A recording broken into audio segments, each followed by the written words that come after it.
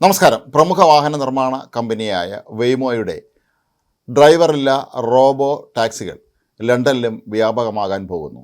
ഇപ്പോൾ തന്നെ പരീക്ഷണാടിസ്ഥാനത്തിൽ ലണ്ടൻ നഗരത്തിൻ്റെ വിവിധ ഭാഗങ്ങളിൽ ഈ കാറുകൾ ഓടിക്കൊണ്ടിരിക്കുകയാണ്. ഇനി അങ്ങോട്ടുള്ള ദിവസങ്ങളിൽ ഡ്രൈവറില്ലാതെ ഓടുന്ന റോബോ കാർ എന്നുള്ള നിലയിൽ ലണ്ടൻ നഗരത്തിൻ്റെ വിവിധ ഭാഗങ്ങളെക്കുറിച്ചുള്ള റോഡ് ക്രോസിങ്ങുകൾ, അതുപോലെ സീബ്ര ലൈനുകൾ, ട്രാഫിക് സിഗ്നലുകൾ തുടങ്ങിയ ഒരുപാട് കാര്യങ്ങളെക്കുറിച്ച് ഉള്ള കാര്യങ്ങൾ ഈ കാറിൽ ഫീഡ് ചെയ്യേണ്ടതുണ്ട്. എന്നാൽ മാത്രമേ ഈ കാറിന് ഡ്രൈവറില്ലാതെ സുഗമമായി ഓടാൻ കഴിയുകയുള്ളൂ. ലണ്ടൻ നഗരത്തിൻ്റെ വിവിധ ഭാഗങ്ങളിൽ ഇപ്പോൾ ഇത്തരത്തിലുള്ള വെളുത്ത കാറുകൾ, വെയ്മോയുടെ വെളുത്ത കാറുകൾ ധാരാളമായി പ്രത്യക്ഷപ്പെട്ട് തുടങ്ങിയിരിക്കുകയാണ്. ആളുകളെല്ലാം തന്നെ ഇത് വളരെ ഒരു അത്ഭുത കാഴ്ചയായിട്ടാണ് ഇതിനെ കാണുന്നത്. വലിയ ക്യാമറകൾ ഘടിപ്പിച്ച വലിയ വലുപ്പത്തിലുള്ള വാഹനങ്ങളാണ് ഇവ. ഏതായാലും വെയ്മോയുടെ ഈ ഡ്രൈവറില്ല റോബോട്ടിക് കാറുകൾ ലണ്ടനിലെത്തുന്നതോടെ ഇത് ആളുകൾക്ക് വളരെ പ്രയോജനപ്രദമായി മാറും എന്നാണ് കരുതപ്പെടുന്നത്. കുറച്ച് ദിവസത്തേക്ക് മാത്രമായിരിക്കും ഇത് ഡ്രൈവർമാർ ഓടിക്കുക. അത് കഴിഞ്ഞ് ഏപ്രിൽ മാസത്തിൽ ഇതിന് ഡ്രൈവർ ഇല്ലാതെ തന്നെയുള്ള പരീക്ഷണ ഓട്ടം ആരംഭിക്കും. സെപ്റ്റംബർ മാസത്തിൽ ഈ കാറുകൾ ലണ്ടൻ നഗരത്തിൽ പൂർണ്ണമായ തോതിൽ സർവീസ് നടത്തുമെന്നാണ് ഇപ്പോൾ വെയ്മോ കമ്പനി അധികൃതർ അറിയിച്ചിരിക്കുന്നത്. ഗൂഗിളിൻ്റെ മാതൃസ്ഥാപനമായ ആൽഫബറ്റിൻ്റെ ഒരു യൂണിറ്റാണ് ഈ കാർ കമ്പനി.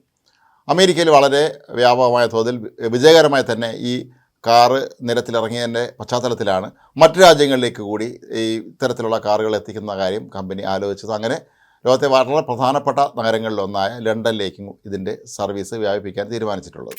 അമേരിക്കയിലെ കാറുകൾ വലിയ വിജയമായിരുന്നുവെങ്കിലും ചില പരാതികൾ നേരത്തെ ഉയർന്നിട്ടുണ്ടായിരുന്നു. അതായത് പലപ്പോഴും ഇവ സ്കൂൾ ബസ്സുകളെ ഓവർടേക്ക് ചെയ്യുന്ന രീതിയിലേക്ക് പോകുന്നതായി പരാതി ഉയർന്നിരുന്നു.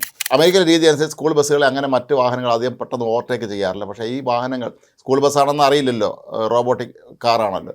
അതുകൊണ്ട് തന്നെ ഇത് ഓവർടേക്ക് ചെയ്യുന്ന പരാതി ഉയർന്നിരുന്നു. കൂടാതെ ഒരു ദിവസം സാൻ ഫ്രാൻസിസ്കോയിൽ ഒരു ദിവസം വൈദ്യുതി വിതരണം നിലച്ചതിനെ തുടർന്ന് ട്രാഫിക് സിഗ്നലുകളെല്ലാം ഓഫായി പോയിരുന്നു. ഈ റോബോട്ടിക് കാറുകൾ എങ്ങോട്ട് പോകണമെന്ന് അറിയാൻ വഴിയില്ലാതെ പല ജംഗ്ഷനുകളിലും കുടുങ്ങിക്കിടക്കുന്നത് കണ്ടതായിട്ടാണ് ആളുകൾ പരാതി പറയുന്നത്.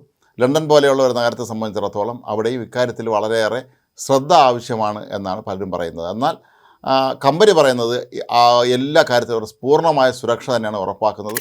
ഈ വാഹനം ഒരു തരത്തിലും അപകടമുണ്ടാക്കുകയില്ല എന്ന് തന്നെയാണ്.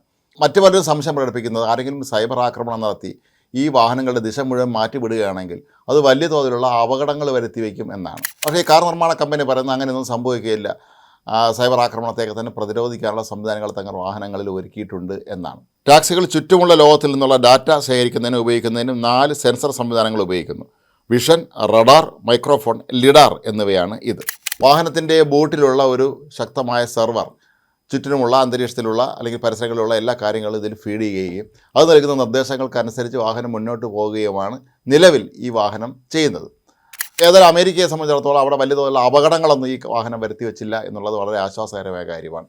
അതുതന്നെയാണ് ഇപ്പോൾ ലണ്ടനിലേക്ക് ഈ വാഹനങ്ങൾ എത്തുമ്പോഴും സംഭവിക്കാൻ സാധ്യതയുള്ളതെന്നാണ് കമ്പനി അധികൃതർ പറയുന്നത്. ലണ്ടൻ നഗരത്തിൻ്റെ പല ഭാഗങ്ങളിലും ഈ വെള്ള നിറത്തിലുള്ള ഈ വാഹനങ്ങൾ നിരന്തരമായി യാത്ര ചെയ്യുന്നത് കാണാം എന്നാണ് ഇപ്പോൾ ദൃക്സാക്ഷികൾ പറയുന്നത്. ആളുകളെ സംബന്ധിച്ചിടത്തോളം അവർക്കും ഇത് വലിയ കൗതുകകരമായ കാഴ്ചയാണ്. ഇപ്പോൾ ഡ്രൈവർ ഉണ്ട് എങ്കിൽ പോലും പിന്നീട് ഡ്രൈവറില്ലാതെ തന്നെ ഓടും എന്നുള്ളത് എല്ലാവരും ഏറെ ആകാംക്ഷയോടുകൂടി തന്നെയാണ് കാത്തിരിക്കുന്നത്. 2035 ആകുമ്പോഴേക്കും ഈ മേഖലയിൽ വലിയ തോതിലുള്ള തൊഴിലവസരങ്ങൾ ഉണ്ടാകും എന്നാണ് ബ്രിട്ടീഷ് സർക്കാർ പ്രതീക്ഷിക്കുന്നത്.